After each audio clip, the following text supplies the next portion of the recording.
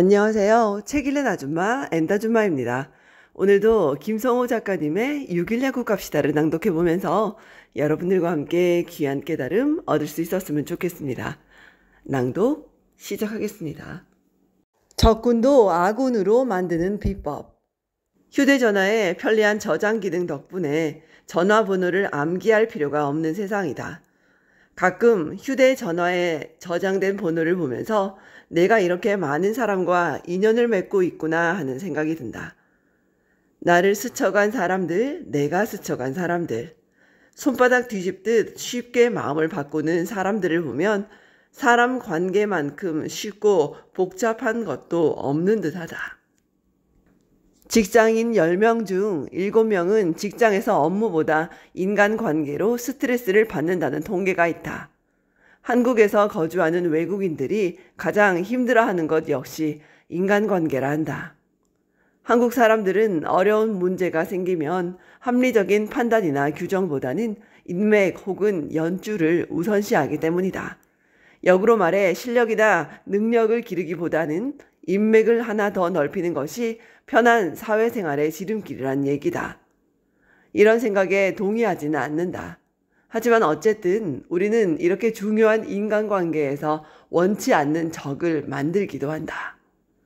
요즘 신문지상에서 쉽게 접할 수 있는 기사 중에 하나가 바로 불법으로 해외에 첨단 기술을 유출하려다 적발되었다는 것이다. 산업 스파이는 해마다 증가하고 있는데 전체 적발 건수의 85%가 내부 직원의 소행이라고 한다.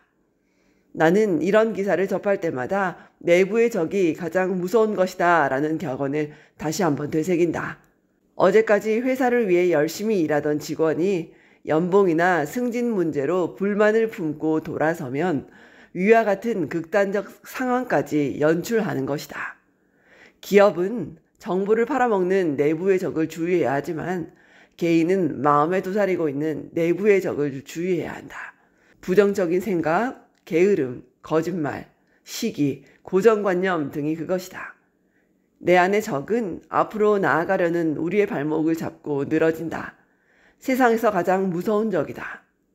우리 회사에서는 연봉 협상이라는 말 대신에 연봉 조정이라는 표현을 쓴다.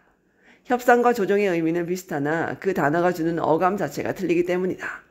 적과 협상하다라는 말을 사용하지만 적과 조정하다라는 말은 들어보지 못했을 것이다.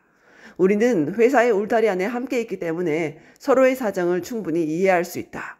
물론 조금이라도 더 받기를 원하는 직원과 조금이라도 덜 주기를 바라는 회사의 입장은 밀접한 상호관계에 있다. 내가 이상적으로 생각하는 노사관계는 직원들의 상황을 고려해서 더 주려고 하는 회사와 회사의 사정을 생각해 양보하려는 직원의 마음이 균형 있게 합의점을 찾는 것이다. 물론 너무나도 이상적인 얘기지만 상호 신뢰를 바탕으로 회사와 직원이 적정선을 찾을 때 비로소 윈윈 하는 것이다. 고객과의 관계 또한 마찬가지다. 자신의 생각과 고객의 의견이 다르다고 해도 반대의 견해를 가지지 않는 것이 좋다. 사람은 원래 자신의 얘기에 동의를 얻고 싶어 한다. 하물며 적당한 대가를 내고 물건을 구매하는 손님이다. 상대방의 상황을 이해하고 격려하며 도와주는 관계를 만들어야 한다. 고객과 내가 동시에 만족할 방법을 찾게 될 것이다. 그렇게 만족하고 돌아간 고객이 다시 찾아올 것은 자명한 일이다. 미국 어느 학자의 연구에 의하면 한 사람이 평생 긴밀한 관계를 유지하는 사람의 수가 대략 250명 정도 된다고 한다.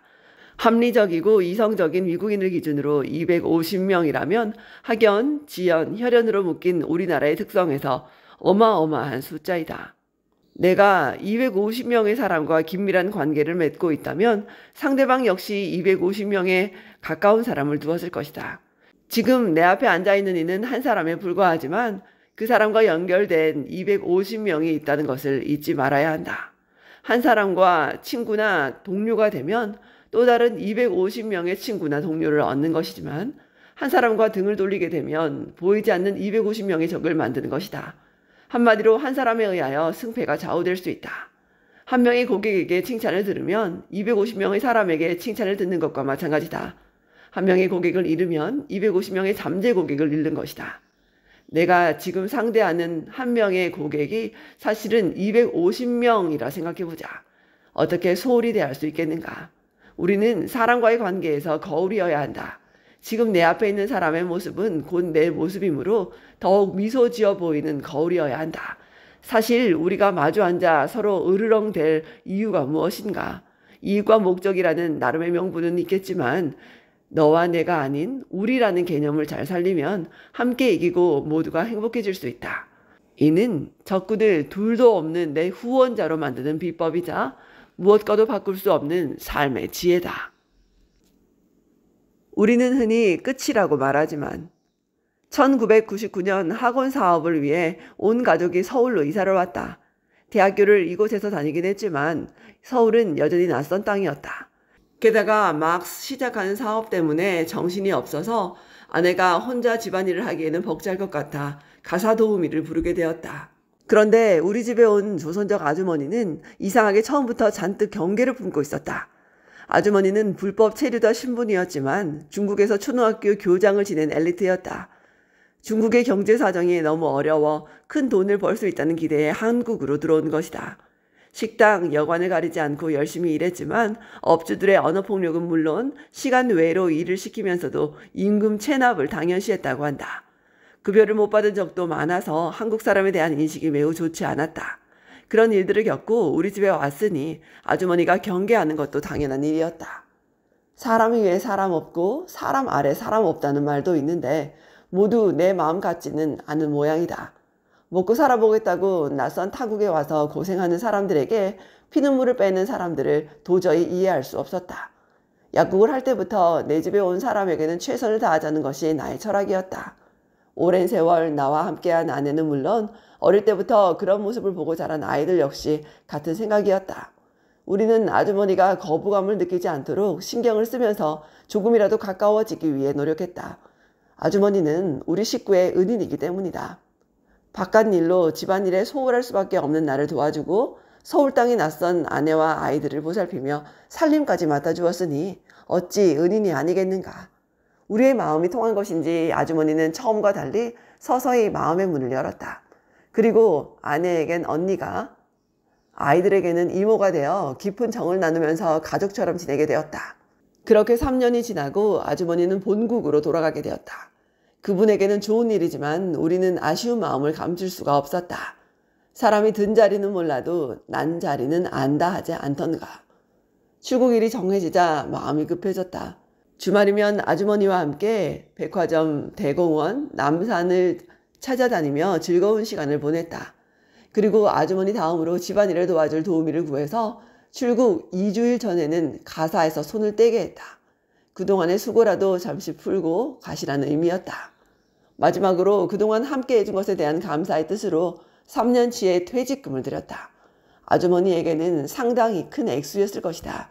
예상치 못한 선물에 아주머니는 눈물을 글썽이며 연신 감사의 마음을 전해왔다. 우리 식구도 헤어짐의 아쉬운 마음을 금할 수 없었다. 그렇게 중국으로 돌아간 아주머니가 어느 날 안부 전화를 걸어왔다. 반가운 마음에 정신없이 인사를 나누다 보니 문득 전화비가 걱정되었다. 우리는 다음부터는 수신자 부담으로 통화할 것을 권하고 그렇게 인연을 이어갔다.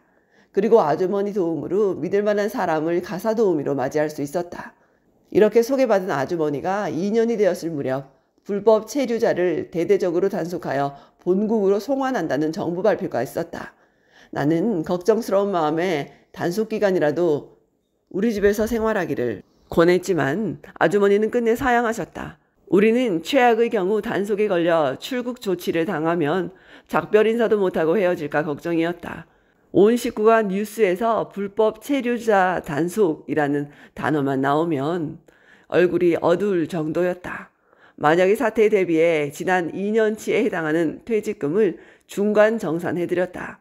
혹시 작별 인사도 못하고 헤어지게 되면 퇴직금을 줄 수 없게 되니 미리 받아두시라는 뜻이었다. 아주머니는 생각지도 못한 호의에 당황하면서도 우리의 배려를 매우 고마워했다. 하지만 다행히도 아주머니는 별 탈 없이 1년 반을 더 일해주고 고국으로 돌아갔다. 나는 나머지 퇴직금 정산과 함께 정성껏 선물도 챙겨드렸다. 현재 우리 집은 첫 번째 아주머니의 친동생을 통해 집안일을 도움받고 있다. 믿을 만한 가사 도우미 구하기가 하늘의 별 따기만큼 어렵다는 요즘 우리 집은 그런 걱정이 없다. 중국 요령성 무순에 있는 아주머니가 한국에 있는 동네 사람을 알아서 연결해 주기 때문이다. 나는 참 복이 많은 사람이다. 우리나라도 아닌 머나먼 타국에서 우리 집 도우미를 걱정해 주는 사람이 있으니 말이다. 조선족 불법 체류자라면 응당히 주어야 할 급여도 떼어먹는 세상인데 뭐하러 퇴직금까지 챙기느냐는 소리를 들은 적도 있었다. 하지만 마지막이라고 말하는 그 끝에는 또 다른 시작이 준비되어 있었다. 우리가 언제 어디서 어떤 모습으로 다시 만나게 될지는 그 누구도 모른다. 직원들도 마찬가지다. 우리 회사에 좋은 추억을 가지고 떠난 사람은 어떤 방향으로든 긍정적인 영향을 미치게 마련이다. 회사에 대한 좋은 소문을 내거나 좋은 인재를 소개해 주는 시기다. 회자 정리라는 말처럼 나는 만날 때보다 오히려 헤어질 때가 더 중요하다고 생각한다. 지금까지 김성호 작가님의 6일 약국 갑시다를 낭독해 보았습니다. 오늘도 좋은 날 되십시오 여러분. 잘 들어주셔서 감사해요. 엔다주마였습니다. 고맙습니다.